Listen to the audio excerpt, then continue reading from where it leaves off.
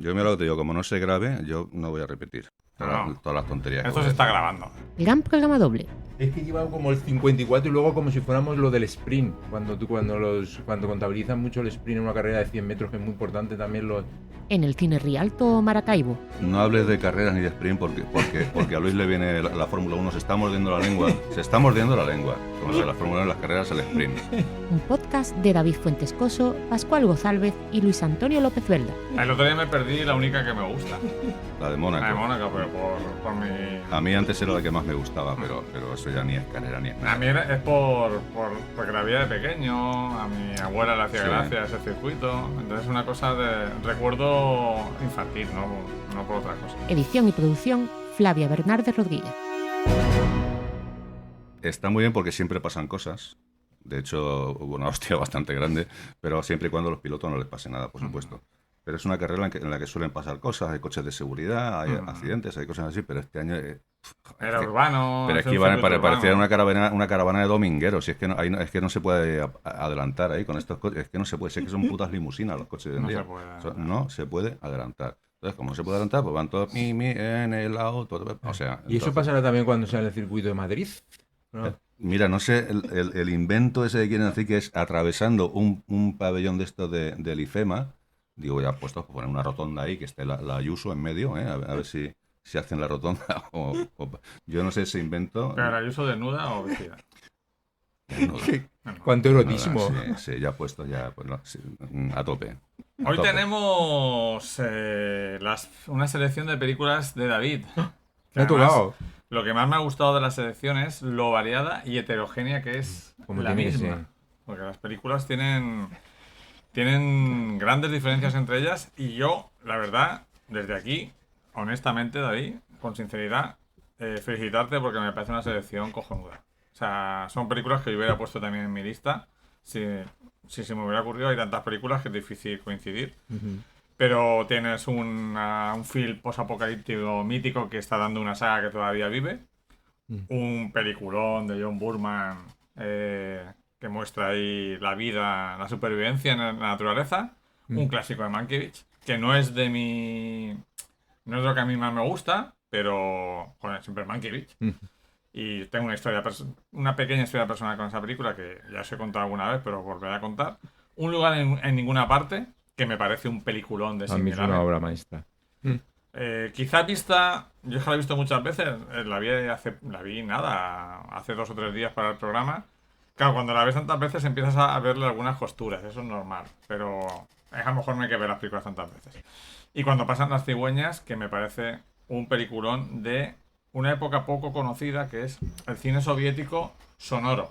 No los clásicos, la Akabazado Potenkin, No los clásicos la mudos. Huelga, sino el cine de los 50, 60, soviético, que me parece que las grandes obras son una maravilla. Podrían estar aquí perfectamente La balada del soldado, El número 41, que son películas que a mí me flipan. O sea, me parece que Que no he visto, pero que seguramente me va a tocar ver algún día Sí. por culpa vuestra. seguramente, pero... Pero te ampliamos conocimientos, Claro, cinéfilo. Pascual, Uy, tú madre como, mía, uf. como Claro. cinéfilo no te puedes quedar solo Claro. en esas películas. Pero yo ya con lo viejo que soy, ya para que vea. Mayor. Claro, y Dios. más esas películas, de repente yo me encuentro con un 3,5 de Pascual, a unos ñordos impresionantes que dicen, pero 3,5, ¿por qué?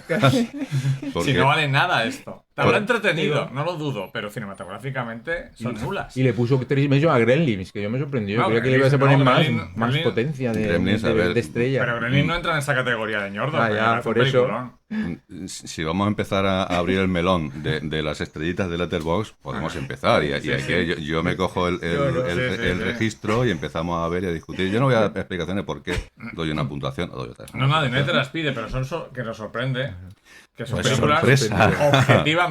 objetivamente nulas cinematográficamente. ¿Como cuál? Tendría que buscarlo. Tendría que buscarlo. Sí. No voy a, como tú dices, no voy a- Busca.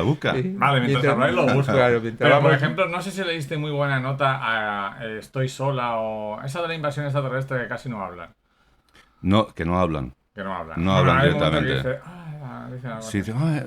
sí, Bien, bien. ¿Cómo, Pero cómo- es un ejemplo sí, que me ha ¿cómo se venido a la llama? cabeza. Sí, pero estaba muy bien porque te mantenía ahí pegado a la pantalla No y tiene ningún sentido que no hablen. Es tenía... una decisión totalmente... Vamos a ver, como también es una decisión, por ejemplo, cuando hizo la de 1917, que era todo un plano secuencia, ¿qué sentido tiene Claro, esto? Podría haber hecho sí. la película Pues sí. exactamente igual sin hacer un plano secuencia. Bueno, pero el sentido ahí yo sí que le veo que es el meterte dentro de... O sea, hacer un plano secuencia... Y 24 horas meterte cada dentro de película. la pero... Pero esta- hay, quiero cien- decir, hay cientos de películas que te metes sí, igualmente. pero quiero decir que para mí, en mi opinión, está forzadísimo que no hablen. Porque hay momentos en que hablarían. En una situación normal de la vida, por ejemplo, cuando entra y se encuentra con el sheriff y la madre de su amiga y le escupe, ahí hablarían.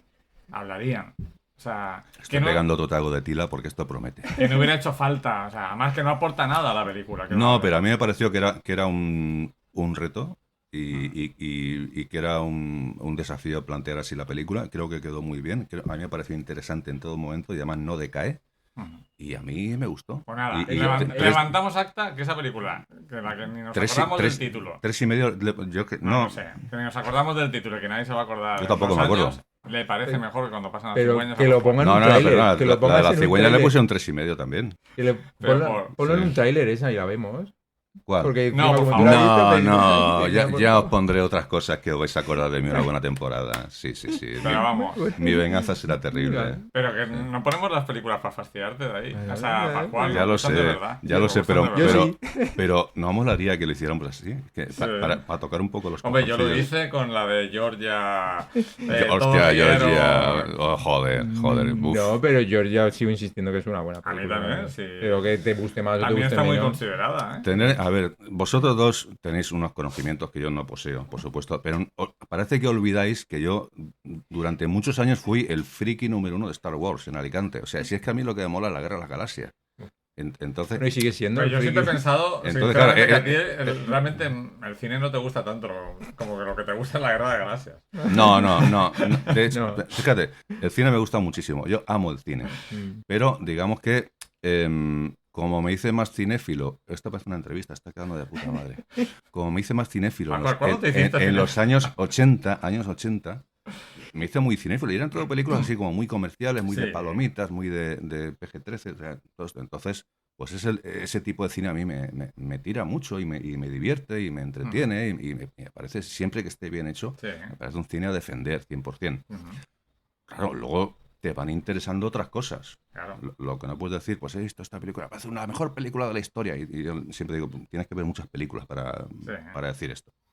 Entonces, pues sí, luego uno va abriendo su campo, va viendo otras cosas, pero siempre de alguna manera pues me atrae Te entiendo, Pascual. un tipo de cine Te más, entiendo. más asequible. Yo no tengo el cociente intelectual a lo mejor para apreciar en su justa medida cuando pasan las cigüeñas. Pero te voy a rebatir, Pascual. Venga, adelante, Porque- rebáteme. David, si quieres aportar algo tú también. Sí, que sí, esto- no. Te voy a rebatir. Yo David me está hice- descojonando. me hice aficionado al cine más o menos en la misma época que tú, consumiendo ese cine. Pero eso no os dice para que ese cine me siga gustando, pero que haya ampliado mucho la mirada, porque dime, ¿qué tiene que ver cuando pasan las cigüeñas y Coffee? Y las dos me flipan y Coffee no es una película sesuda. Iba a decir una cosa que rima con sesuda, que eso sí que es coffee. Da. Pero es que Coffee me parece Pero coffee superpor- entrará en otro programa, otro ¿verdad? programa, Eso entrará por para otro programa. supuesto. Pero como hemos hablado al Esto es un tráiler, ya. Un Entonces, teaser. que tú te empieces a mamar cine de un tipo, no quiere decir que no puedas no solo disfrutar de otro, sino que llegue un momento en que ese otro, Ujú. a lo mejor incluso te guste más que el que mamaste. Que es lo que me ha pasado a mí. Lo de mamar y coffee también queda Claro. bastante bien. Pero cuando pasan las cigüeñas y Coffee, son dos películas antagónicas. Y las Yo- dos me parecen maravillosas. Lo he comentado antes fuera de O micro. sea, no es cuestión solo, perdón, y termino, de cine elevado oculto. Ahí están Coffee es sonando todo lo campanas. contrario. Se oyen campanas. Sí, Ajá. porque es de Bueno. coffee. Porque me están dando la razón. Yo acabo de decir algo importante. No, también he dicho antes fuera de micro que cuando pasan las cigüeñas, quizá me perjudicó que no la vi en las mejores condiciones posibles. Quiero decir, la vi como en dos o tres partes porque no tenía tiempo para verla entera, entonces eso pues quizá te rompe un poquito. Hay veces que uno te metes en la película, pero a veces involuntariamente pues te tienes que salir Ujú. y al día siguiente retomarla. Y quizás no es, bueno, quizás no, seguro que no es la mejor manera de ver una película. Y eso reconozco que Eso puede haber influye, influido eso influye. en la nota. No, pero a mí tu nota me parece muy buena, ¿eh? O sea, un 3,5 está muy bien. Creo que para mí es una nota razonable, Sí, alta, está bien. una nota alta. Yo un 3,5 para mí es una nota alta. Es un, Sobre 5 estrellas estamos hablando. es un 7 sobre 10. Yo, por ejemplo, cuando vi tu nota de cuando pasan las cigüeñas, no me pareció. No me llamó la atención, pues me ha gustado. Pero No fíjate, lo pensé. pero le di un 3,5, como también le di un 3,5 a esta especie de precuela de los Juegos del Hambre, Sí. que me parece una película estupenda. David me está haciendo Estoy señales como to- te voy a dar. Tal cual, estoy totalmente Un de acuerdo cachete. contigo. ¡Pah! Lo Que son películas muy diferentes, pero creo que No recordaba ese 3. ¿Para qué me recuerdas que le pusiste un 3,5 a la Ahora que, precuela? ahora que David estaba ya. Claro, tan tranquilo. Estaba reconciliándose contigo. Claro. Yo lo que te. os voy a bloquear en el Letterboxd a los dos. No, mira. No. Lo que has comentado. ¿No? Sí. Lo que has comentado. Tu 3,5 cuando pasan las cigüeñas me parece muy bien. Y también a mí me gustó mucho la de los Juegos del Hambre, ¿eh? Ah, Lo que pasa es que una es muy entretenida y la otra es una maravilla cinematográfica. Entonces, en mi opinión, no pueden tener la misma nota. quizá el 3,5 se le da por diferentes motivos Ujú. a cada una de las películas, Eso es. ¿sabes? Cuando pasan las cigüeñas, bueno, hablaremos Ujú. más detenidamente de ella. A mí, por ejemplo, me parecía que estaba plagada de primeros planos, pero primerísimo primer plano, uno detrás de otro, y como que se cebaba mucho en mostrar, y además con la cara inclinada, así como en diagonal, y poniendo la cámara encima de una persona que está llorando, está compungida, es como recreándose en esa lágrima que está cayendo. O sea, es que tú eso lo comparas con Ozu, el cine que hace Ozu, y cuando hay un personaje, una chica que está llorando, triste, lo que sea, o sea, el tío te pone la cámara a tomar por saco y te la pone de espaldas. Y la actriz, por medio de su lenguaje corporal, con los hombros, con el cuello, con la cabeza, intuyes que está llorando. O sea, esa es la gran diferencia. Es irse de un extremo a otro, pero a mí, en cuando pasan las cigüeñas, creo que abusaba un poquito, igual estoy equivocado, ¿vale? Pero abusaba un poquito de esos primeros planos mostrando las emociones y las lágrimas, la tristeza, no sé qué, creo que era subrayado, no sé. Filmax presenta Luego Hablaremos del comentaremos. tema. Luego Sí. hablaremos. Sí, Las- me voy a tomar nota de eso. Los para trailers que propone David para su selección, como decía, me parece una selección muy variada e interesante porque son Mad Max, la clásica George Miller, Deliverance o Defensa de John Boorman, que es del año 72, creo recordar, Sí, correcto. y Julio César, que es del año 50, ¿no? 53. 53, del gran Mankiewicz. Empezamos No. por Mad Max, si queréis. Sí. Más que Además tuvimos. que ahora está un poco en boga por Furiosa. Pues tuvimos el privilegio de verla en pantalla grande. Yo no la había visto en pantalla grande y lo que comentamos en el coloquio posterior después de ver la película, que es una película para verla en pantalla grande. Es decir, está diseñada, a pesar de sus carencias y limitaciones económicas, está diseñada para la grandeza del cine, para disfrutar de esas persecuciones. Y os estoy poniendo el super cartel del promocional que precisamente eliminaba cualquier referencia a un jovencísimo Mel Gibson, porque fijaos qué maravilla, porque no era conocido en aquella época y se vendía el cartel pues en plan ya apocalíptico, siendo una vez que en cambio ves la película no hace tanto hincapié en el tema de un mundo apocalíptico y Exacto. destruido. Los sino- carteles eran fundamentales en aquella época para vender las películas en cine y El especialmente en videoclub. El cartel es una maravilla, ¿eh? Lo que es el cartel es una proeza también de construcción del dibujo que exactamente que se convierten en auténticas también obras maestras de la Ese pintura. personaje en contrapicado, el típico héroe solitario, ¿verdad? Sí, el héroe ahí. Y No, además, yo- además con el casco, la gafa de sol, la Era máscara. George Miller que decía que la película había funcionado en todo el mundo porque para los japoneses era un samurái, para los estadounidenses era un vaquero, para los españoles era un bandolero, ¿no? Entonces tiene un poco todo esto. Veo que has escuchado Sucedió una noche. Siempre lo escucho y lo sabes. Sabes que siempre lo Programa en el que colaboro. Y Sabes el- que siempre lo escucho. Claro, y el tema de que también me sorprendió la película es que juega muchos a hacer como una película coral, sin ser protagonista la pareja principal. En cambio, toda la parte final, que para nosotros es lo más potente, sí que convierte a la pareja protagonista en lo principal de todo ese recorrido dramático. Es curioso que el principio es muy potente, siendo una película coral de la persecución de este bandido que pertenece a esta banda de motos. Luego se convierte en lo más aburrido, que creo que coincidimos todos en el coloquio, que fue que es demasiado coral, que se muestra demasiado la banda de los moteros. Sí, y luego lo que hemos dicho, ¿no? que- Cuando llegan al poblado. Exactamente. Y luego sí que la maravilla de toda la parte final de cuando Mel Gibson en teoría está al margen de la policía, que lo que quiere es pasar una temporada pues, con su mujer y su hijo, creo recordar, y se convierte eso en la venganza total. También me llamó la atención que George Miller era médico, o es médico, bueno, seguía Eso lo siendo- descubrí yo también Sí, en sí, Sucedió una noche, sí, no lo sabía. sí, es médico y se financió la película haciendo muchos turnos de urgencias y eso es curioso, la falta de presupuesto que lo tuvo que afrontar mediante trabajo como médico. Y hay una escena relativamente cumbre en la película que hace un pequeño homenaje a la sección de los médicos en urgencias, que no queremos descubrir nada, destripar nada, por si hay algunas personas que aún no han visto. A ver, si Mal, no, mal, si no lo han pero- visto, es del año 79. Claro, pero hay gente que espera este programa precisamente para descubrir las películas y entonces no descubrimos Han nada. tenido tiempo de verla.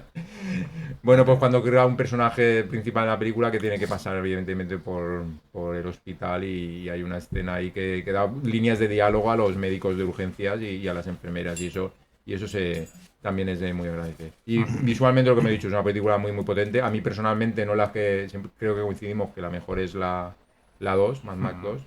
Pero y luego, claro, ahora va a venir todo el tema de Furiosa, Furiando en la carretera anterior y Furiosa. Y a mí me gustan más Furiosa y Furia en la carretera que esta primera trilogía. Pero Es eso que ya es división. como si se estuviera haciendo una trilogía nueva, ¿no? Sí, en a partir principio Porque el tiene la personaje de idea, Furiosa que tiene la está- idea de hacer una tercera. Claro. El personaje de Furiosa, que es tan potente, ¿verdad? Mm. Porque, claro, en Fury Road, digamos que el actor que recoge el testigo de Mel Gibson es Tom Hardy. Pero claro, parece que hay un personaje que es Furiosa, que dice, joder, qué personaje más potente, que de hecho lo han hecho una película donde ella es la protagonista, es una precuela. Una precuela, sí. De Y- niña y adolescente. Y al final yo adivino, quizá, igual me equivoco, ¿vale? Pero es como si fueran dos trilogías, ¿no? Una trilogía donde el protagonista es Max y otra donde la protagonista es Curiosa. Furiosa. A mí hombre, de esa primera trilogía... Perdón, David, no sé si habías terminado. Sí, pero luego si tengo que intervenir otra vez te interrumpo. Sí, por favor, porque... no, que de esta primera trilogía, a mí esta la verdad es que era la que menos me gustaba, ¿sabes? Porque, joder, cuando la trilogía se convierte en algo especial ya es con la segunda.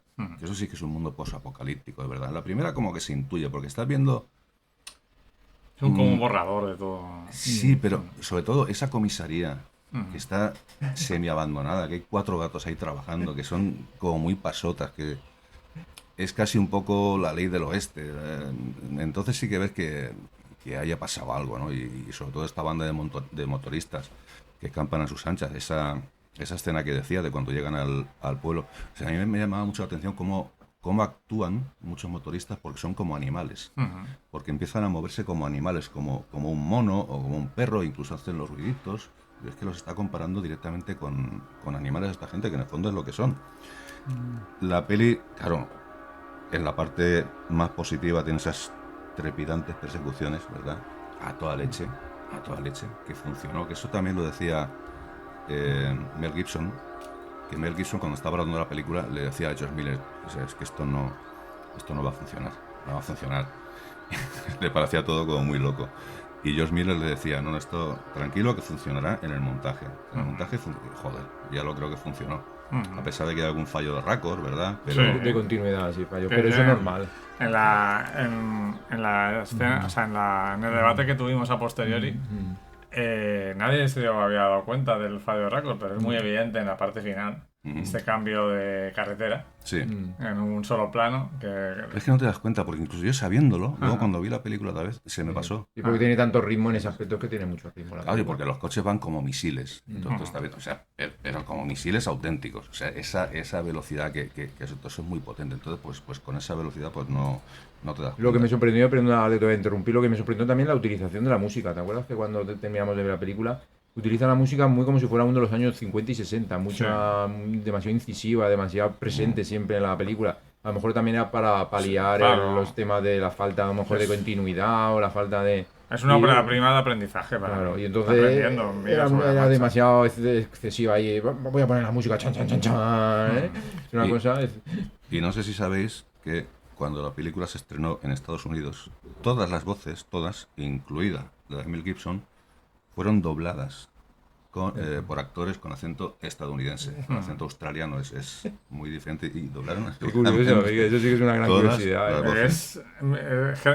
Yo he conocido a algunos australianos y es uno de los acentos más complicados de Sí, sí, entender. es terrible. Junto con el escocés. ¿no? Que también es Pues terrible. por lo visto dijeron, mira, si queremos vender esta película en Estados Unidos y que la gente la vea y tal, pues hay que doblar a toda esta gente. Y doblaron a Toda esta gente rara. a toda esta gente. Y ya, solo un apunte para terminar por mi parte, que me parece muy llamativo la carrera de Josh Miller. Ujú. O sea, un tío capaz de hacer o sea, Mad Max, Fury Road, que haga también películas de pingüinos bailando. Ujú. Es una maravilla el pingüino, la Que a mí primera me gustó animación. mucho. A Happy Feet. ¿eh? Happy Feet, En cine, yo en la cine disfruté es una pasada. muchísimo. También tiene una de enfermedades, ¿no? El aceite Sí, de la aceite, vida, ¿no? Que no sí. estaba nada mal. De Nick Nick Nolte, Nolte, Dice de Susan Happy Sarandon. Feet con los pingüinos cantando ahí por el Win and Fire. O sea, me parece maravilloso el Boogie Wonderland. O la película del Cerdito Valiente, que me parece una película súper disfrutable. Que digo, no estoy diciendo que sea mala, digo, que no parece. O sea, es la misma persona la que está dirigiendo Mad Max y el Cerdito Valiente. Vamos a ver, esto es como si yo me pongo primero un disco de AC/DC y luego uno de, no sé, Mocedades. a Mocedades o Alejandro Sanz. O sea, es como que no. Es que es otro estado, Yo creo que es su- otro estado de ánimo diferente totalmente. Claro, yo creo que su mentalidad de médico, ahora que todos los médicos nos escriban en algún correo o algo, porque yo creo que son así, que ese tipo de mentalidades, que por un lado son muy cuadriculadas, pero por otro lado luego se dicen, me voy a suavizar, voy a hacer una peliculita de dibujitos o del Cerdito Valiente. Pingüinos que cantan y que bailan claqué sobre el hielo. Pues, Es que venga. creo, tanto lo que demuestra en toda la saga, en las tres que de la saga original y las dos que he estrenado de Fury Road y Furiosa, yo creo que lo que demuestra es que a él lo que le gusta es el cine puro, la narración. Personalmente lo que me ocurre con esta saga es que a mí lo que cuentan no me interesa demasiado, pero estoy flipado, especialmente con las nuevas. Las nuevas, que son películas para ver exclusivamente en pantalla, la pantalla más grande que se pueda obtener, como la vi yo ayer en Odeón, en la sala grande, y con un sonido que puedes tener algo parecido en casa, pero no lo tienes. El sonido Atmos y demás. Y creo que viendo las nuevas, sobre todo, conectas un poco con lo que tenía que sentir la gente cuando veía un gran western o una película de faraones. Cómo te impresiona, porque rueda mucho plano general, gran plano general, el ritmo es continuo, la belleza de los colores. Y llega un momento en que no te importa mucho la historia, que la puedes seguir. De hecho, para mí en la nueva, hablaremos fuera de micro, me parece que hay que suspender la incredulidad en la transformación del personaje. Dice, vale, son todos. Porque en esta película, en las nuevas, especialmente en la última, sí que son todos animales. Animales absolutos. Dice, pero tan tontos son que no se han dado cuenta de nada de lo que está pasando. Pero te da igual, porque te está gustando tanto. Entonces creo que eso es lo que yo destacaría de las 5 películas de Mad Max. Yo hay una que no he visto, lo reconozco, que es la de la Cúpula del Trueno, nunca la he visto. Tina Turner. Tina Turner. Muy raro, porque era la época que ibas al cine más. Sí, pero este año a lo mejor no te traía. Es que a mí Mad Max nunca me Pues ha yo traído. creo que de las primeras fue la única que vi en cine Claro. al principio. Y yo, de hecho, a David le confesé cuando la vimos en pantalla grande, la clásica, que a mí nunca me había gustado Mad Max.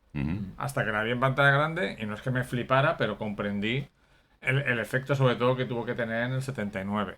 Me lo apunto a la Cúpula del Turno para un programa doble, Apúntala, para que la veas. Sí, está bien, porque así la veo, que no... Sabéis que, bueno, también lo decía en el programa Sucio de una noche, que obligaron a suavizar el contenido para que fuera PG-13, mientras que las otras dos habían sido 18, ¿no? Entonces es más suave, más familiar, hay niños, ¿Cuál? La Cúpula del Trueno. Cúpula del Turno, sí. que está más suavizada. Sí.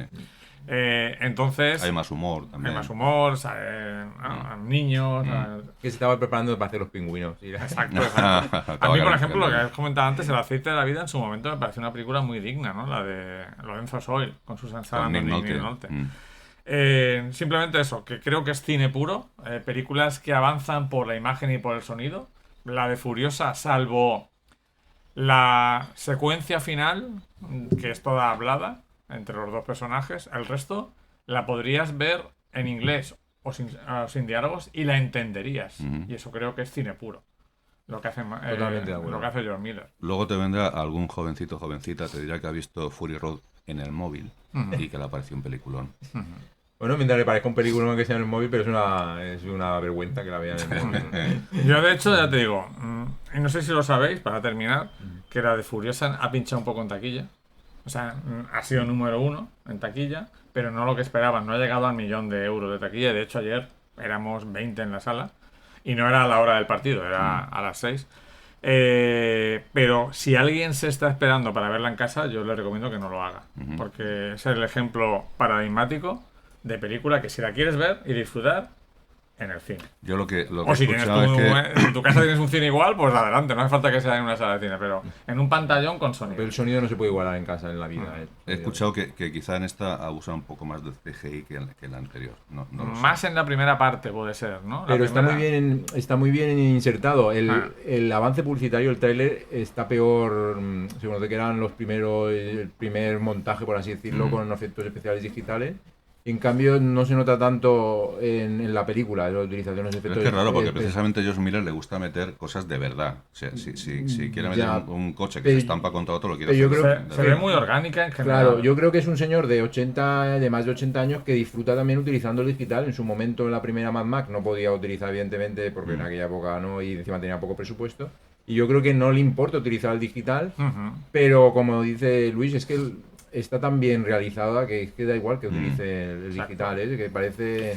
Yo confieso que puro no cine. la he visto aún. Yo creo que, Pero la quiero ver, claro. como bien dice David, él empezó en el cine porque le fascinaba la parte técnica. Entonces, ahora que tiene esas opciones, hay una escena que no desvelo nada, que es Furiosa está intentando coger un melocotón y la atrapan. Ahí sí que dije, uff, ¿cómo canta esto? Pero fueron, en una película de 2 horas y 20, fueron 2 escenas, donde sí que dije, uff. Te sacaba un poco, ¿no? Sí que se notaba que era todo como muy artificial. Pero hay un ataque a un camión de gasolina que podría ser perfectamente un ataque de la dirigencia en el western. Que es, El capítulo 3, eso ¿Qué es es? magnífico. Si es que al final todo es un western.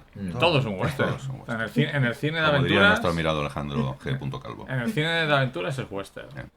Bueno, pues esa era la Venga. primera película. El Avanzamos. primer tráiler, efectivamente. Ajá. Y pasamos a Defensa de Liberen de John Burman. Sí. Defensa- Que te ha elegido también David. Defensa, yo no es una película que no había visto, a pesar de que es de 1972 y, Yo tampoco. y Luis siempre me aconsejaba, intenta ver la película que en este caso también tiene cierta alegoría, cierta metáfora Ujú. y sobre todo también Ha sido el primero en decir alegoría y metáfora. Claro, Muy claro, bien. hombre, Yo no lo había Hostia, dicho. claro, todavía. claro. Chupito. Los primeros 60 minutos para mí son prodigiosos. Es cierto que el final hay que suspender lo que dices tú, el tema de la credibilidad, una especie de credulidad. ¿Cómo es que? Incredulidad. Incredulidad. Pero es maravilloso. El tema de cuando tocan ahí en el poblado. El duelo de Duelo de banjos. Baños. Duelo de Eso banjos. es algo, eso es puro cine también. Con Es Ronnie una cosa- Cox, qué jovencito que estaba ahí Ronnie Cox. Totalmente, el villano Wow. de Desafío Villano Total, de el Desafío antagonista. Total. Siempre lo tenemos asociado y Y fíjate de todos. Robocop, ¿no? De Robocop también. Exactamente, De Robocop, Robocop, claro, con sí. Paul Verhoeven. Verhoeven. Jufo. Y están todos fabulosos. Burt Reynolds también se atreve a un personaje difícil. Están intentando cambiar su imagen en esta película. Exactamente. Y John Boy es que está también fabuloso para la película. Y luego visualmente es otra película que si ya la hemos visto en pantalla, que nosotros tenemos cierta pantalla grande en televisión, esa la ves en cine también y tiene que ser algo... Te metes con los personajes en esa historia. Vamos, para poner en antecedentes, son unos señores como de ciudad que quieren hacer un fin de semana de naturaleza. Aventuras en la naturaleza. Exactamente. De con bajar en Claro, canoa, en ¿no? canoa. Nunca es Claro. buena idea hacer estas cosas. Claro. Nunca. La película lo demuestra. La película lo Ratoncitos de demuestra. ciudad no se meten donde están los ratoncitos de campo. No. Y Claro, entonces, pero ahí, visualmente... claro, está la idea, perdón David, Sí. está la idea de la masculinidad, ¿no? Demostrar, eres el ratoncito de ciudad, pero ahí quieres sacar la parte de física masculina, especialmente Barreinos. Es que Barrenos es como una especie de Tarzán en esta película. O sea, yo lo que estoy viendo... pero Tarzán como con cuero encima. Tarzán con chaleco de cuero, con un arco sacado. Tarzán filo gay. Pero es que luego llega un momento que se acabó Tarzán. No vamos a desvelar, o sea, un señor que parece que se va, el héroe de la película, luego al final no. Pero es una especie de Y luego reivindica. a ver, Barreinos en aquella época era un sex symbol. O sea, Sí, salía semidesnudo en revistas para mujeres y estas cosas, o sea, Barreino, o sea, el tío... Había sido jugador de fútbol americano. Nada, joder, fútbol americano. Y reivindicar aquí también la figura de este director, John Burman, que por cierto está aún vivo también, tiene más años que... 91 años. Claro, Británico. Exactamente, y 91. que yo creo que es también a mí La Selva Esmeralda es Selva para mí Esmeralda. otra maravilla de película. Zardos. Zardos, que Otra es maravilla. un- Y se nota, y tiene para mí la mejor visualmente se película, nota. la mejor película bajo mi punto de vista que se ha hecho sobre el mito del rey Arturo, Excalibur, Merlín, todo esto que es Excalibur, la película Excalibur, Sí. me parece, o sea, alucinante. Me parece alucinante. Luego tiene otra que se llama, no sé si habéis visto, con Lee Marvin y Toshiro Mifune, Infierno del Pacífico. Infierno del Pacífico. De estos dos, Sí, sí, un sí. soldado japonés y otro, no sé si otro británico o americano, creo que era norteamericano, que no se pueden comunicar, Mm. pero se desarrolla una relación entre ellos. Sí, al final De es amistad, muy chula. una colaboración necesaria entre ellos. Luego tuvo un remake, aquella de Enemigo Mío, ¿te acuerdas? Sí. Que era en un planeta con Lucas Jr. y Dennis Quaid, estaba muy bien. Ay, ay, hilando, qué bien hilado. Qué bien hilado. Deliverance, que además a Roger Ebert no le gustó en su día. A Roger, el famoso crítico del cine norteamericano, no le gustó Deliverance. O sea, algo de razón tenía. A lo mejor mientras la veía estaba sonando Melendi en Claro. el hall. Puede ser, del insisto, cine. puede ser que es una película que va de más a menos, es decir, el principio es tan potente que quizá cuando pasa eso de nuestro amigo Tarzán ahí, a lo mejor ya empieza ahí a decaer un poco, que se convierte, pero bueno. Pero a mí me molaba porque hay cierto momento en la película que hay como fricciones entre ellos en este grupo de amigos que me recordaba un poco a La caza de Carlos Saura. Sí, sí, Y que tiene un punto con la caza. ese rollito podía, Seguro que Burman la ha visto, La caza. se podía haber explorado un poco. Sí, porque es anterior la caza. Pero en general a mí la película me parece muy consistente con esa preocupación por la naturaleza que siempre le preocupaba a John Burman. Y esa canción del duelo de banjos que abre la película, hostia, estuvo nominada al Globo de Oro, mejor canción original, el duelo de banjos. Es que Es muy potente, Prodigioso, El prodigioso. chavalín que toca, madre mía, se mezcla terror con una película Y la de violación. crítica social. Claro. Y la violación. Primera violación masculina de la historia de Ned Hollywood. Beatty. Eso, Durísima, así se durísima. quedó el pobre ya. Estaban ahí, ¿no?, tratándolo como un cerdo, ¿no? Y muestra un poco las dos Américas también, la América urbana más o menos avanzada, progresista, y lo que te encuentras cogiendo el coche 2 horas, pues la América profunda, endogámica, muchas veces en esos lugares viven del destilado de alcohol Sí. ilegal y demás. Y pues Esta gente la barbie y la desdentada, civilización. la gente desdentada que hay por ahí Exacto. escondida y... Y bueno, lo que comentaba de Roger Ebert, me acuerdo que leí un artículo suyo que era súper interesante porque decía la labor de crítico, ¿no? Que a veces te toca ver muchas películas seguidas y estás un poco saturado, o incluso le pasaba con géneros.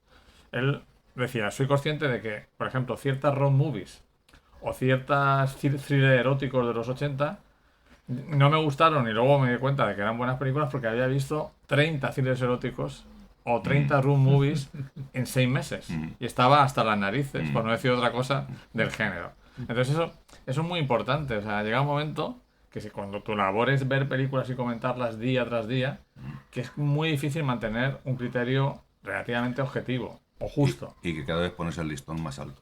Claro. Cada vez eres más exigente y como ves tanto, pues al final quieres que te den algo, quieres calidad, pues si estás viendo siempre lo mismo, pues quieres ver algo diferente. Entonces, en colación un poco a lo que comentaba Y no es Pascual. un poco el río de esta película como una metáfora de la vida Totalmente, también. exacto. ¿verdad? Claro, Si los es una ríos. paranoia mía. No, el río es una Claro, Donde o sea, salga los un río, ríos, claro. si vas con amigos, mejor. Ahí navegando pues con tus amigos, unos se quedan por el camino, otros no sé qué, otros les pasan cosas. Pues la vida misma, el río de la vida, ¿no?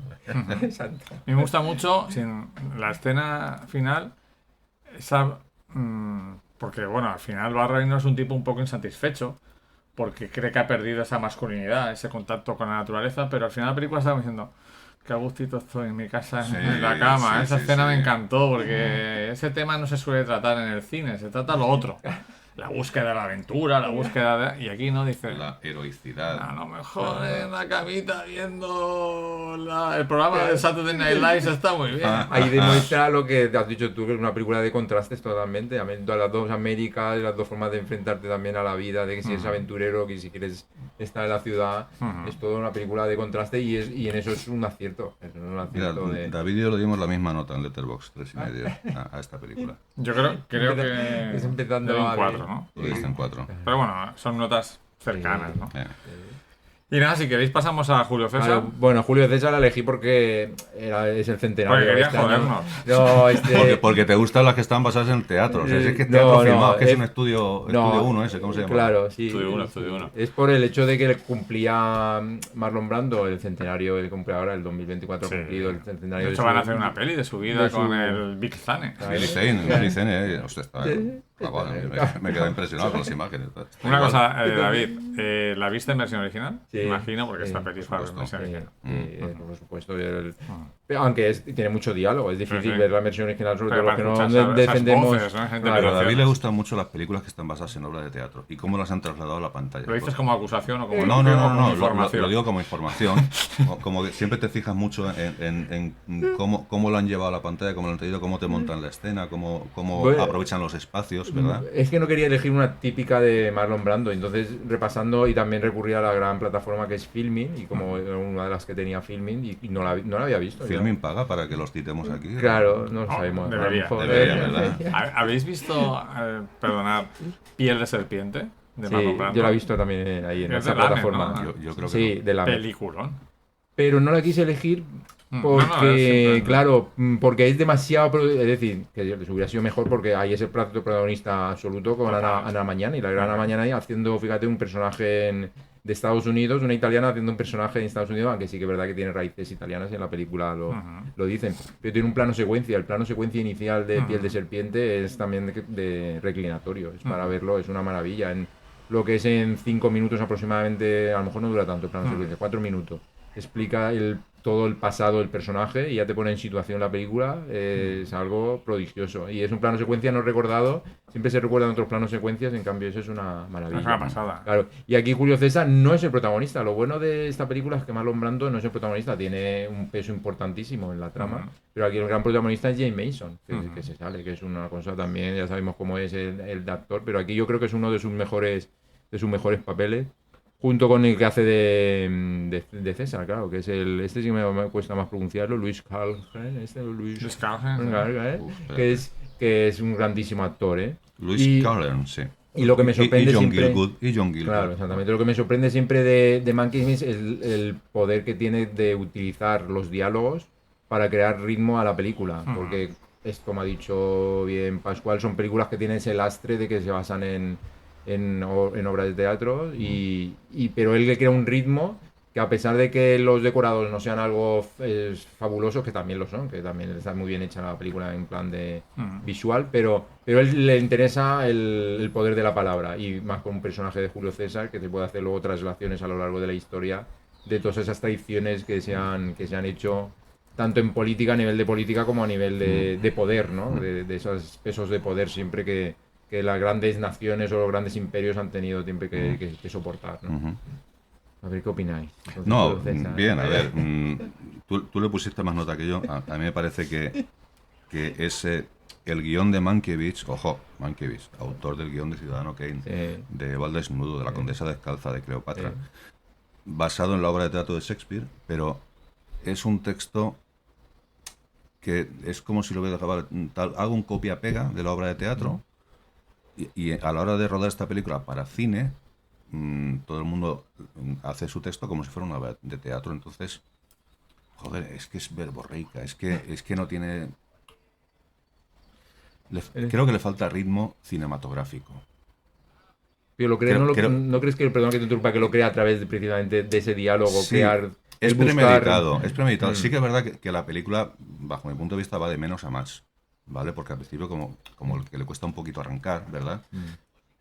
Me gustó bastante la parte en la que te muestra cómo manipular masas con los discursos. Ese discurso de Marlon Brando me parece prodigioso. Además, un Marlon Brando súper carismático. Pero todo ese origen teatral del texto, que no lo oculta, que es premeditado, pero creo que hay determinados momentos que se hace un poquito pesado. Se hace un poquito pesado. Aún así, me parece una película, por supuesto, a destacar. Y hay un actor que no lo hemos citado, que es el que hace de Casca, Edmond O'Brien. Sí, que me claro, parece actorazo, un actorazo como la copa de un pino. Como la copa de un Aquí se pino. merecía un papel En un 1000 pelín... películas, ¿eh? En 1000 películas. Yo lo recuerdo especialmente en Al Rojo Vivo, de Raúl Walsh, que es creo que es un agente del FBI o un policía o algo así, y hace un papel soberbio. O sea, realmente la película tiene un reparto muy bueno. O sea, al principio tienes que ver unos nombres ahí que no veas. Pero insisto, creo que ese texto tan teatral, tan impostado, a veces me costaba ver una película. Parecía que estaba viendo, pues eso, teatro filmado. A pesar de que digo que sí, que la película va de menos a más y que hay ciertos momentos muy, muy potentes. Quizá por eso lo das tú más nota que yo. A ti es que te mola esto cuando hacen como La gata sobre el tejado de zinc, que te gustó mucho también. Esa sí que es una obra maestra para mí, la verdad. Pero ahí utiliza también muy bien los espacios. Exactamente. Aún así, gran película, por supuesto. Bueno, No, comentar un poco, estoy bastante de acuerdo con Pascual, pero sobre todo en el sentido de que a mí personalmente me cuesta mucho Shakespeare. O sea, por supuesto, nadie lo va a discutir, pero siempre me cuesta ya sé que es teatro, no es que nadie habla así. No veo que nadie habla así. Pero estoy de acuerdo con el crítico del Chicago Reader que dijo tan brillante como poco imaginativa. Es decir, como que es muy buena en ese aporte teatral, pero visualmente, cinematográficamente. Y eso me pasa a veces con Mankiewicz. A mí Mankiewicz, hay películas que me gustan mucho, pero por ejemplo a mí La Condesa de Hastings también me cuesta. Me parece que... ¿no? Pero es más un problema mío que de Mankiewicz o de Shakespeare. Es decir, lo que voy a decir es muy fuerte, pero a mí Shakespeare no me gusta. Ostras, uy, madre mía, lo que ha dicho. Uy, madre mía. Lo cual no quiere decir que subjetivamente no tiene nada que ver subjetivamente. con que sea a lo mejor el escritor más importante de la historia. Yo he leído varias obras de Shakespeare y me parece un poco coñazo, con perdón. O sea, pero es que porque no es mi siglo, o sea, en su siglo pues sería la bomba, pero No, pero hay cosas de... sería Christopher Nolan de su tiempo. Pero hay cosas a lo mejor de esa misma época, porque por ejemplo hay partes del Quijote que son memorables. Quijote es maravilloso. Pero es más o menos la misma época. Yo creo que también influye no leerlo en inglés. Porque tendrá su ritmo en inglés y claro, su ritmo y su rima, claro. Y la traducción se pierde mucho, ¿no? Por eso digo que indiscutible es Shakespeare, pero que no es para mí. No pasa nada. Hay que aceptarlo que no es para uno y ya está. ¿no? Y ya está, correcto. Yo tengo aquí una pequeña anécdota que creo que ya os he contado. La película ganó el Oscar a la mejor dirección artística. Y hace como 15 años tenía un estudiante estadounidense que me dice, hablando de cine, porque yo le daba cine español, dice, mi abuelo tiene 5 Oscars. Y digo, vale. Era como, no me acuerdo de su nombre, Piera Calfaño. Y digo, vale, Piera, me parece perfecto. Pero no como dice, vale, si me quieres trolear, pues troleame. Y un día me trae una foto de ella con su abuelo y los 5 Oscars detrás. Que es Edward Carfaño, que es director artístico de muchas películas, y co-ganó por El Mago de Oz, por ejemplo. ¡Ostras! Y en los últimos años de su carrera fue el director artístico de todas las películas de Clint Eastwood. Si veis las últimas de Harry el Sucio, La Lista Negra, todas estas, dirección artística, Edward Carfaño, el abuelo de mi estudiante Piera. Qué punto, qué bueno. Y ahora si eso, mientras hablamos de otra película, os busco exactamente cuáles fueron las películas por las que ganó. Bueno, comentar que es el hermano, ¿no? Herman, el guionista de Ciudadano Kane. De Ciudadano Kane, sí, correcto. ¿Vale? Que, por si acaso alguien es muy escrupuloso con los datos. Sí. Pero Mankiewicz, eso, Eva al desnudo está también, es una maravilla. Y vemos que las interpretaciones, está muy bien lo que el pasar de un protagonismo a otro, ¿no? De que sí que al principio evidentemente tiene mucha importancia Julio César y luego cómo va trasladando el protagonismo durante todo el metraje de la película a diferentes personajes, pero siempre aquí el hilo conductor, lo que he dicho, es el personaje de Jay Mason, que sí que creo que es el que hace de hilo conductor entre los distintos personajes y ramificaciones de esa trama. A la media hora, se lo cargan. No de stripper, no descubran nada. A ver, eso sí es historia. Por si acaso. Sí, una de las frases más famosas de la historia. Tú también, bruto, ¿no? Claro. Tú también, bruto. Sí, pero ese es el personaje de Julio César, no es el de... Ganó compartido lo que el viento se llevó. Además, película Cautivos del Mal, Julio César, Ben-Hur. Madre mía. O sea, claro, estamos hablando de un grande de Hollywood. O sea, que imaginaros, ¿no? Estuvo trabajando, estuvo nominado un total de 14 veces a los Oscars. Ganó Guau, 5. madre mía. O sea, sí. Pero además la dirección artística de Julio César, que tampoco es que tenga muchos decorados, ¿verdad? No es una... Tiene Pero uno está muy bien conseguido, está muy bien logrado. A ver, hay un decorado importante que es muy polivalente, que es este de Roma, que está las escaleras, Donde el discurso, la donde el plaza, discurso, claro. pero que las calles, digo, a mí me suena un poco a Roma, ¿no? Parecía más Casablanca. Claro, parecía- es que en estudio, la cuestión del tema de rodar en estudios es así. Claro, muchas pues veces- tenías que claro. adaptarlo de alguna manera Claro. y luego cuando están en la montaña que se ve detrás, que es una tela pintada con las nubes y la noche y tal, digo, y se nota como que se mueve con la corriente de aire. Es que aquí es una película que quizás sí que no pierde tanto en verla en televisión en casa. Que a lo mejor No. se le nota más la costura, Las como costuras. decías, en cine, que es una película. Pero recordar que en cine, claro, en aquella época también no tenían los pantallones esos que pueden tener ahora, que eran diseñados para una menor ratio, ¿no? de cine, de pantalla de cine. Pues nada. Un 3, David, Un un 3. ¿Tú un 3,5? Pues venga. Luis no lo ha puntuado. ¿Aún no lo ha puntuado, Luis? No, porque no la he visto en esta ocasión. Claro. Ya la vi en su momento y no le Claro, quiero otra que es tortura. Ah, A ver si no le gustan Shakespeare. Pero tú Pascual, la recordabas, la habías visto no anteriormente. lo había visto. No lo había visto. Pero David me obligó.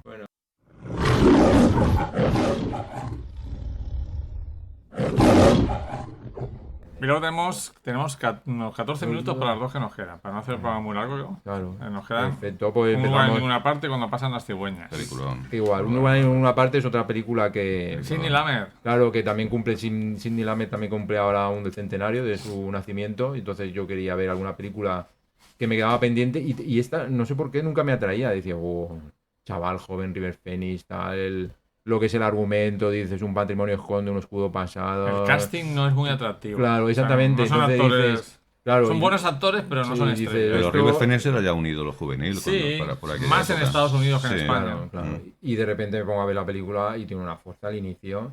También es una lástima que no pongan, porque si ves muchas de las cartelerías, no pone a River Phoenix como el protagonista, y realmente River Phoenix es el protagonista de la película. También leyendo el magnífico libro de Lumet sobre Así se hace, ¿no? esas películas, es una de las primeras, o primeras veces, a lo mejor tampoco es lo correcto, de que se hizo bastante pases al público esos de al azar, ¿no? Esto que hacían ahí, Stage Criminal, ¿no? ¿Cómo Sí, es? Y entonces potenciaron... o sea, pruebas de... Exactamente. Pases de prueba. Pases ¿no? de prueba, Pases de prueba, que se habían correcto. hecho ya con películas más potentes, pero a partir de esa época se hacen con todas. Y Sidney Lumet pues tiene que pasar por esa situación. Y entonces potenciaron el personaje, se dieron cuenta que, claro, el personaje de River Phoenix había que potenciarlo. Y entonces yo creo que a lo mejor hubo alguna reestructuración de lo que es el guión. Pero es una película magnífica en todos los sentidos, ¿eh? También con cierta carga de alegoría y metáfora. Y lo que está muy bien es que Chupito, no cuente. esa alegoría. Claro, que no cuente lo que es el pasado del matrimonio de los padres, del padre y de la madre del protagonista. Sí que lo cuenta, pero lo cuenta con pinceladas, ¿no? Y es una película que notas que hay un pasado de esos personajes, pero que no te lo va restregando durante todo el metraje. Y entonces aquí tiene una fuerza dramática, a pesar de que no lo ha demostrado tal cual, porque podía haber hecho un flashback, podía haber hecho... No, entonces ese pero peso es potentísimo en la película. Sí. Es una cosa tremenda que influye en la figura del hijo, que está justo en ese intervalo de edad que tiene que decidir si seguir estudiando o enfrentarse a la vida laboralmente.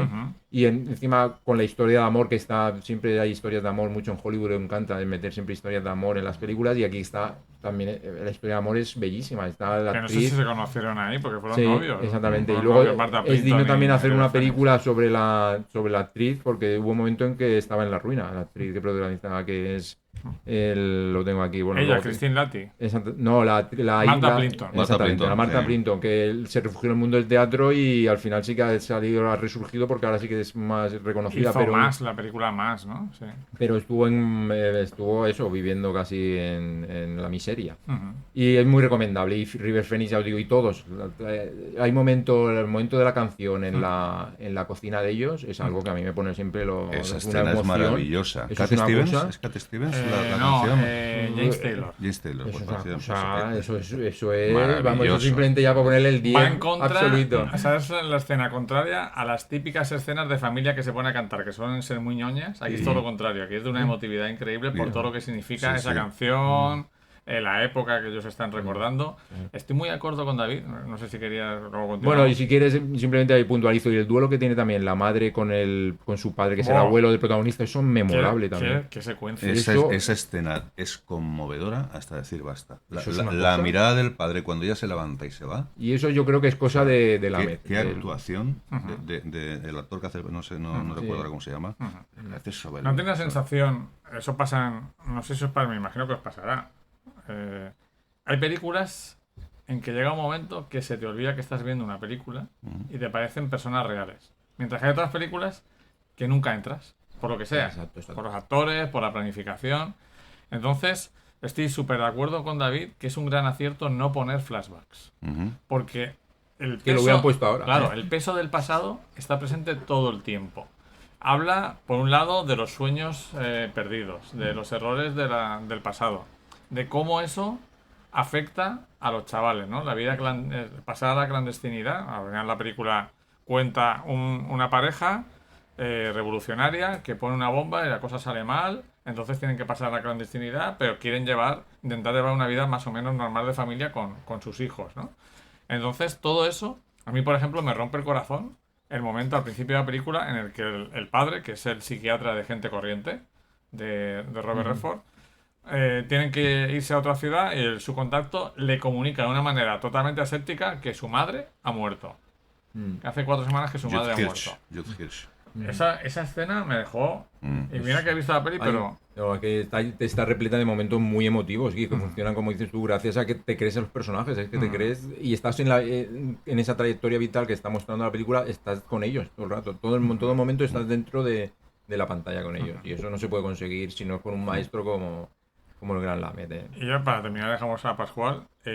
Lo que no es que no me funcione, pero me funciona un poco peor, es la relación de River Phoenix con la chica. Me funciona bien, pero no me parece que está tan bien como la de sus padres con ellos. Porque eso es como lo que añadieron Pero- en los pases. Pero a mí sí, yo sí que me la creo mucho. Sí, sí. También pero evidentemente Me si gusta, pero sopesas, claro, menos. si sopesas la escena que están ellos en un bosque o en Sí. un jardín, eso es también muy bonito, pero que es como un añadido, que se Sí. nota que es como un añadido, entonces es lo más Que le flojo. quita como ritmo a la película. Pero la chica mola mucho. Sí, sí, sí. O sea, porque River Phoenix, recordemos que además estuvo nominado por esta película a actor de reparto, cuando en realidad es el protagonista. Sí. Y estuvo, bueno, Cosas a de mí Hollywood. el personaje de ella, de la chica Martha Plimpton, o sea, es que está genial. ¿Os habéis fijado en los pósters que tiene en su cuarto? Pues tiene un póster de los Beatles. Sí, que Pero- lo tenía yo. Ese Tiene un mismo póster de póster. Charles Chaplin. Ese mismo póster lo tenía yo. O sea, y tiene un póster de James Dean. Beatles, Chaplin y Dean. O sea, ¿Cómo no se le va a querer? ¿Cómo no se le va a querer a esa mujer? ¿Cómo no se la va a querer? Habéis citado el libro de Sidney Lumet, el de Así se hacen las películas, que parece increíble que se pueda contar tanto y dar tanta información en tan pocas páginas, porque apenas tiene 200 páginas. Sí, Bueno, hay libros de cine de 500 páginas que al final dice... No- no dice nada, pero me ha es que- divertido, es pero que no he aquí- aprendido nada. te lo cuenta todo y con una súper interesante todo. Y hay una sección donde Lumet en su libro habla de, digamos, el tema principal de cada una de sus películas, ¿no? Entonces, cuando habla de un lugar en ninguna parte, para él el tema principal es quién paga las pasiones y compromisos de los padres. Y eso está muy presente durante toda la película. Porque el personaje de River Phoenix, que ya tiene una edad en que... El último año de instituto. Claro, ya quiere cierta independencia, quiere entablar relaciones más serias, etcétera. Pero claro, está lastrado por ese... Y perdona, Pascual, lo comprometidos que están los dos hijos con la causa de sus padres. No me Sí, refiero sí, con la causa sí, política, sino 100%. con vivir así. Sí, sí. No son conflictivos, lo aceptan, sobre todo el hijo pequeño, pero además el mayor también con una naturalidad coopera, colabora, sabe que esa es su vida, que lo tiene que hacer así. Pero llega un momento que te das cuenta de que ese pasado de sus padres le está lastrando. Claro. Es un lastre Que tú total. tienes que desarrollarte... Y está pagando Claro, como por persona algo, está huyendo y pagando por algo que él no ha hecho. Ujú. Creo que efectivamente es un acierto que no haya flashback, porque la MED lo que hace es, te hace trabajar la mente, te hace que todos esos huecos que supuestamente faltan, pues los rellenes tú, y eso es muy estimulante como espectador. Y por último me gustaría decir que yo estaba viendo esta película, que reconozco que no lo había visto, y me recordaba mucho, aunque quizás sería más adecuado decirlo al revés, al cine de Alexander Payne, Sí. que es un cine superhumano, Ujú. de personas, de sentimientos, muy humanos. No sé cómo definirlo, es que me sale eso. Humanista. Me sale decir humanista, es un Humanista. cine muy humano. Las películas de Payne, pues la de Entre Copas o la de Los que se quedan, que me parece maravillosa, es que le veo un espíritu afín a un lugar en ninguna parte. Me quedan unas sensaciones, o sea, terminas de ver la película y te ha cambiado el estado de ánimo, Ujú. ¿sabes? Y eso me parece... A mí se me mejoró la gripe que estaba pasando esas navidades cuando lo vi. Pues ahí lo Me tienes. sanó un poquito. Yo no soy especialmente, no es que sea especialmente fan de las películas de Sidney Lumet, hay algunas que me gustan más, otras menos, pero esta en concreto, además, ha habido unanimidad en nuestras puntuaciones en Letterboxd, 4 estrellas le hemos dado nosotros los tres. Yo le subo, entonces si le solo le da 4 le voy a subir a Tú, con cualquier- tal de Flavia, llevarla con contraria, Nuestra compañera Flavia 3,5 lo he visto. sea que- Luego le pediremos explicaciones. pero también le gustó mucho. Sí, sí, es que es un Y, película. y eso también labor de la guionista. Estamos resaltando la labor de Lamet o lo de Lumet aquí en España.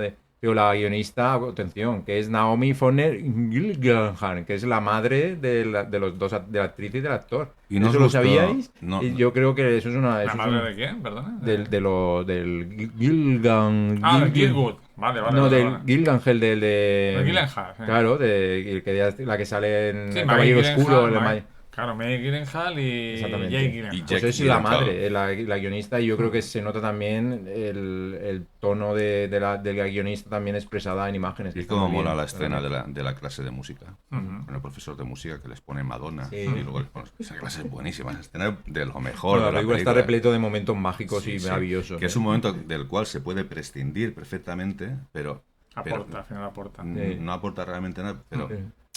joder, qué vidilla le da a la película. Es que, Sí, no te define un poco al... es el tono continuo de la película, de esos personajes que es que te enamoras de casi todos los que hay. Es una pasada. Maravillosa.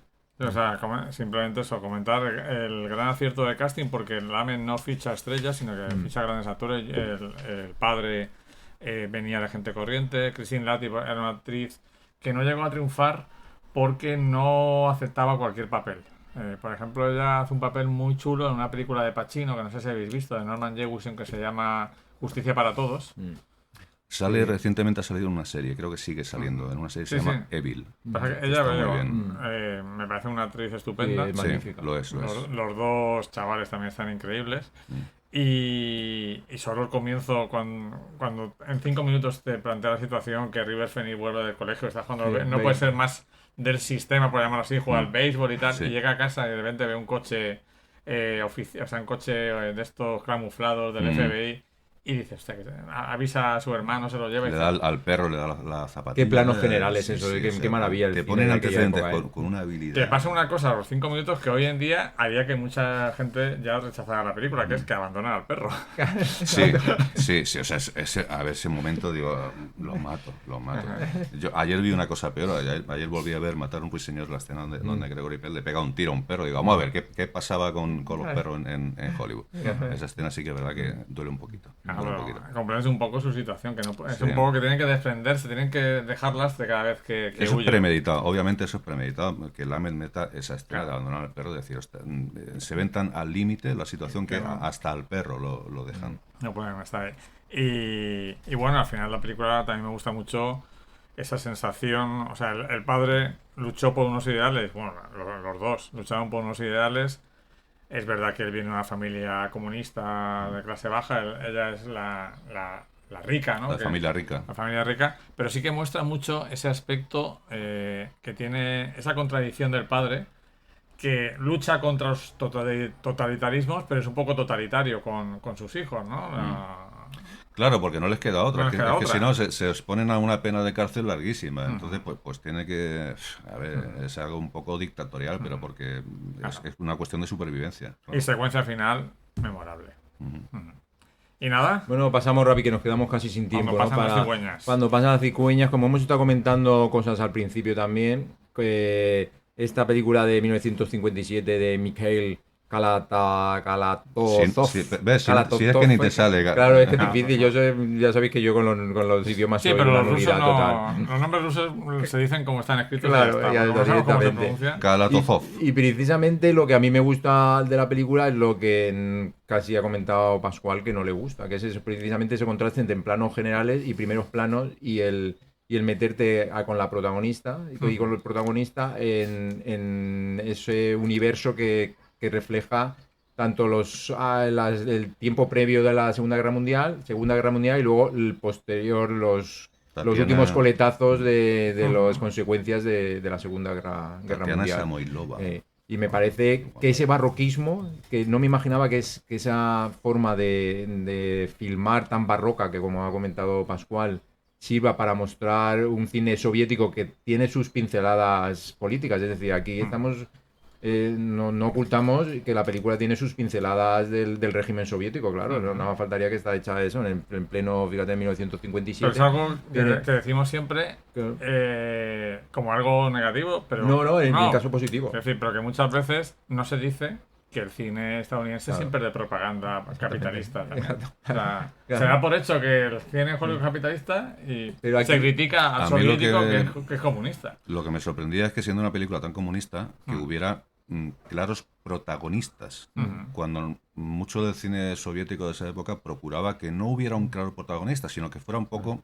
Joder, el comunismo llevado a su mayor expresión. Por eso es tan potente la película, porque hace como una exaltación a lo que hemos dicho al grupo, pero aparte luego hace una exaltación también a la película es el amor. Es como si fuera, salvando la palabra culebrón nunca queda bien, pero la película es como si fuera un culebrón de ese amor entre esos dos personajes principales, porque luego hay un tercer vértice en ese amor. En ese triángulo. Claro, en ese triángulo. Entonces... dices, ¿cómo puede hacer un culebrón en 1957 la película con el régimen soviético y que luego resulte tan fantástico? Luego esos planos forzados que ha dicho, esas angulaciones, eso para mí es una película magnífica. También es cierto, perdona que te interrumpa ya y termino, que es una película que debería de haberla visto de tirón. Es lo difícil. Sí, me ha perjudicado. Porque, hay veces que no hay más remedio que exactamente, hay veces que hay películas que pueden llevarse. Voy a hacer un parón, pero yo creo que esta es una experiencia. Exactamente, tienes que intentar verla porque si no, a lo mejor te pasa eso. Se queda más inconexa, más... Creo mismo voy y la veo otra vez, el tirón, lo estoy deseando. Yo comentaros lo que comentaba David de la sorpresa de que haya... Joder, no creo que ha comentado Pascual. El tema de que se centre en personajes protagonistas. Esta película no gustó al régimen soviético en su momento. Lo que pasa es que ganó la Palma de Oro en Cannes. Correcto. Un poco lo mismo que pasaba aquí en España. Cuando gana Buñuel, nos han dado premio. Te la tienes que comer. Entonces, claro, ten en cuenta que, claro, estaban recibiendo un premio en Occidente. Entonces, para el régimen soviético era como, hostia, gustamos en Occidente. Entonces, la película fue una forma de exportar es un poco decir régimen. nuestra propaganda más allá de nuestras fronteras. Claro, exacto. Entonces, a mí lo que me gusta de la película es cómo mezcla esos dos aspectos. El cine soviético... La única película soviética que ha ganado en Cannes. ¿Verdad? La única película soviética que ha ganado en Cannes. Efectivamente. Yo creo que lo que hace esta película es mezclar el sentimiento de masas, el pueblo, que lo ves ahí en muchas escenas, la colectividad del régimen soviético, que es el ideal de que el colectivo es más importante que cada uno de los individuos, pero este director está diciendo, eso me parece bien porque es bueno no ser tan egoísta, no ser tan... pero que no se nos olvide que también somos personas individuales. Eso es lo que creo que está diciendo la película todo el tiempo, ¿no? Entonces está diciendo, soy soviético, pero no soy soviético a pie juntillas de, vale, me pego un tiro, o sea, que me maten por... No. También soy una persona individual y tengo derecho a vivir, a amar, a emocionarme. Y eso es lo que a mí esta película, o sea, me emociona, ¿no? Y luego estoy muy de acuerdo con lo que dice el crítico Scott Tobias, que lo conocemos de toda la vida. Sí, vamos. Dice, un narrador puramente visual, Kalatozov transmite más con sus movimientos de cámara y rayos de luz que lo que las palabras pueden expresar. Ojo. Visualmente, me parece que es lo que hablábamos de Mad Max, puro cine también. Sí que es cierto que visualmente tiene momentos buenísimos. O sea, cuando empieza la película con ese plano picado, con ellos moviéndose por la ciudad, que no hay nadie, que los moja el camión del agua... por Moscú y que se mueven, incluso parece como si estuvieran haciendo pasos de baile. Hay un plano buenísimo cuando él, no me acuerdo el nombre del personaje, el chico, va subiendo a toda prisa por las escaleras y la cámara está montada en el hueco de la escalera y le va siguiendo. El discurso del doctor, que es el padre, ¿no? De eso también es maravilloso. El momento del bombardeo, que ella se mete al edificio como una loca porque han bombardeado la casa y se encuentra ahí todo en ruinas con un reloj. Que esto, el recurso del reloj es algo muy utilizado en el cine. Lo que me sorprende es que lo han utilizado los soviéticos también, porque siempre se muestra un reloj. Cuando hay un reloj que se para, eso significa muerte. Sí. Muerte. Y esto lo hemos visto en cine italiano, en cine norteamericano, pero me ha sorprendido ver Es metáfora universal, ¿no? Efectivamente, pero como los soviéticos iban más a su bola, pero por eso que me ha sorprendido verlo ahí. Y luego, por último, ya quería decir, pues lo he comentado antes, creo que sí que es cierto que hay unos primeros planos muy poderosos, pero es como un poco cebarse, subrayar esas emociones, cuando otros directores pues igual lo hacen más desde cierta distancia. Pero siendo un eso soviético, fíjate qué curioso que apele a esas emociones. Yo creo que lo hace precisamente como habría que haberle preguntado al director en su momento, pero yo creo que es como una lucha contra el régimen. Es decir, que él tendría sus cosas positivas del régimen, pero estaría en contra del tema de las emociones, de que el régimen soviético eliminara tantas emociones. Yo creo que por eso es esa utilización de Él estaba en contra de ese llevar al extremo el colectivo, olvidando lo que has comentado ante tu exposición ahora mismo en tu exposición. Es que además yo tengo la impresión de que en ese momento incluso sería políticamente incorrecto mostrar toda esa tristeza general cuando los hombres se van a la guerra, porque hay otras películas, incluso películas europeas, donde cuando empieza la Primera Guerra Mundial se van todos con una alegría, vamos a la guerra, vamos a matar, y van como entre vítores, ¿no? Entre alegría, vamos a luchar y vamos a vencer, no sé qué. Y aquí te lo muestra con una tristeza, con un mal rollo, con un compungimiento, no sé si esa palabra da igual, general, que digo, no sé si esto sería políticamente correcto, porque a fin de cuentas los soviéticos fueron los que le pegaron el golpe de gracia al régimen nazi, ¿no? Los que llegaron hasta el corazón de Berlín.